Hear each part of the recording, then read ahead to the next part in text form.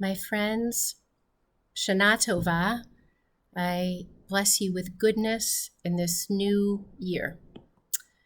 And today on Rosh Hashanah, we celebrate creation of the whole universe, of all life, including each and every one of you. But before I talk about that more, I want to just take a moment and recognize the virtual elephant in the room. After 6 months of strange circumstances under which we have lived, practicing our religion and socializing without the physical closeness that we're so used to in a community, I have this to say. I miss you. I miss the building being filled with all of you. I miss the hugs. I miss scanning the sanctuary and seeing who's looking at their watch or starting to take a nap as I start my sermon, which reminds me of a story. The 18th century Maggid of Kozinich was a great Hasidic leader, much beloved by the Jews of central Poland. And so naturally, on the high holy days, his many devoted followers longed to hear him speak.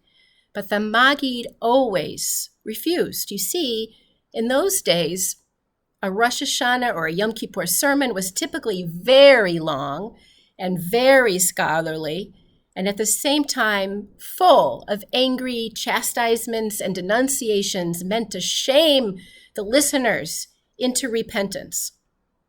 Evidently, the Maggid had no wish to deliver such a sermon, so decades went by, and he always refused to speak until finally one year, a year much like this one, replete with suffering and discord and death, the Maggid allowed himself to be persuaded.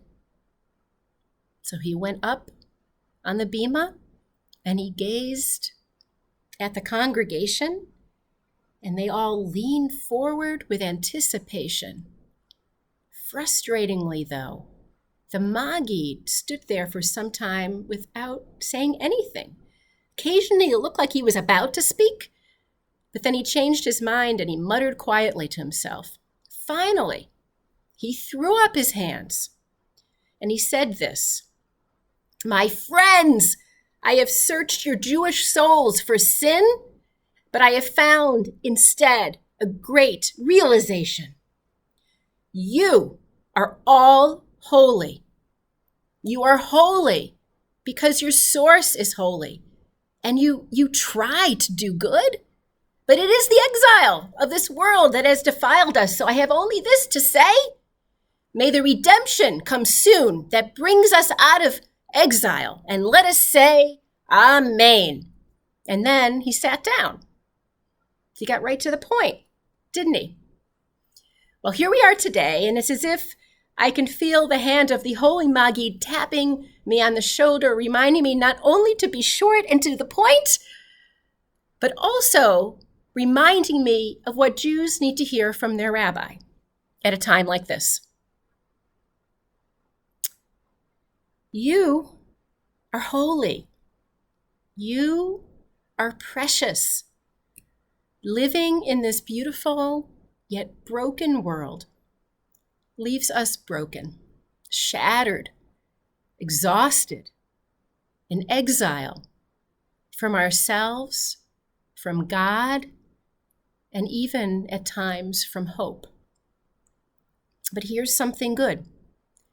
Though your heart is broken and your mind is filled with worry, you are precisely where you need to be at this moment, doing exactly what you need to do.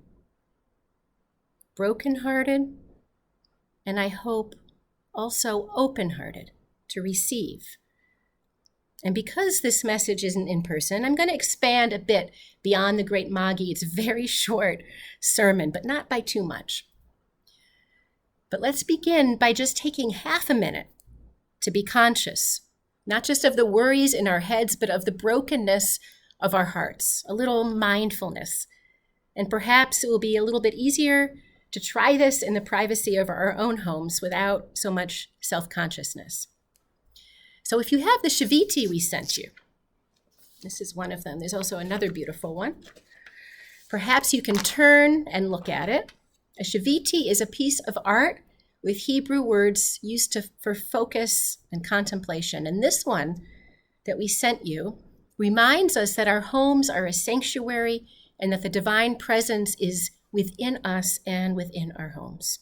So you can either look at your shaviti, if you find it comfortable, you can close your eyes, you can look outside a window, whatever works. Now I want to ask you to put your hands on your heart and just take a few breaths, just noticing that you are alive, you are here, we are here, we are breathing, our hearts are beating, our tattered, tired, broken hearts. And as you continue to hold your hands over your heart, I invite you to listen to this rabbinic teaching. And our sages say, the divine presence is with the ones whose hearts are broken. It is as if an altar is built in their hearts and they make offerings upon it. And these broken-hearted ones are more beloved of God than the ministering angels. We are a temple, our broken hearts, the Holy of Holies, an altar through which we give of ourselves. Now with your hands still on your broken heart, your altar, if your eyes were closed, I invite you to open them and look towards me as your community and friends are also doing, and bring your hands forward from your heart as if you are making an offering. And what is it?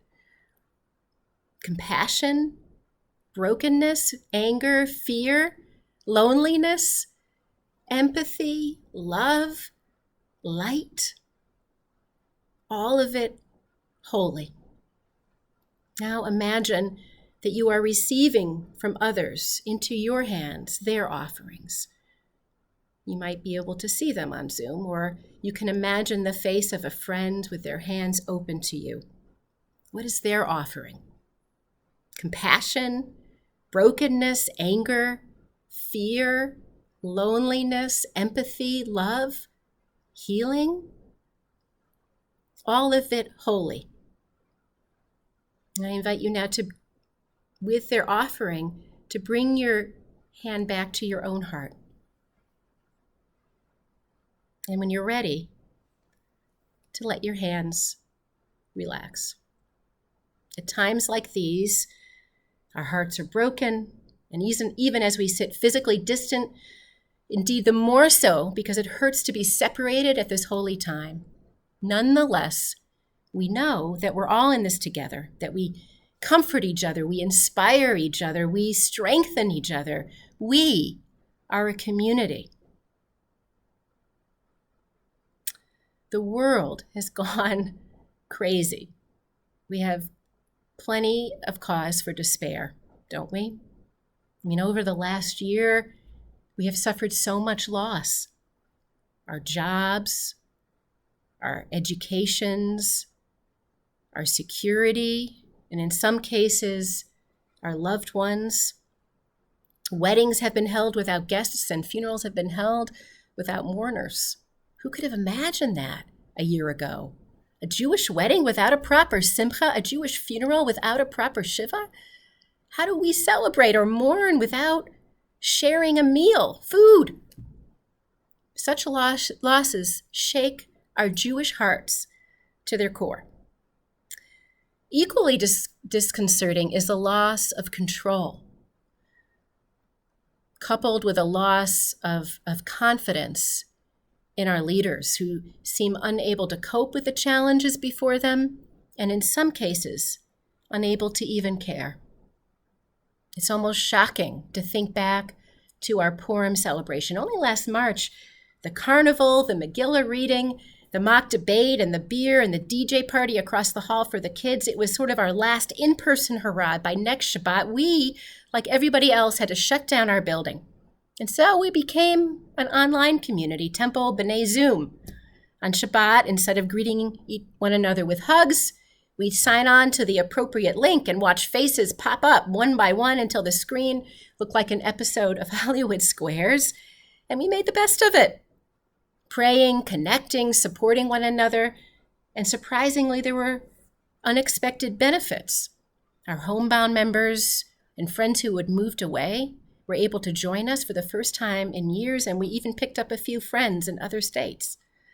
All of which has been a reminder that the real purpose of religion is to take the world as it is and make it holier by increments, mitzvah by mitzvah, spark by spark, heartbeat by heartbeat.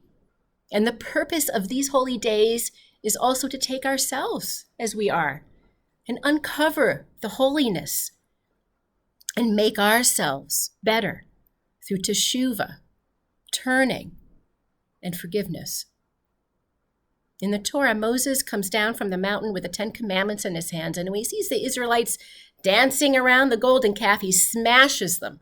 Then he goes back up the mountain, seeks forgiveness for his people, and receives a second set of tablets.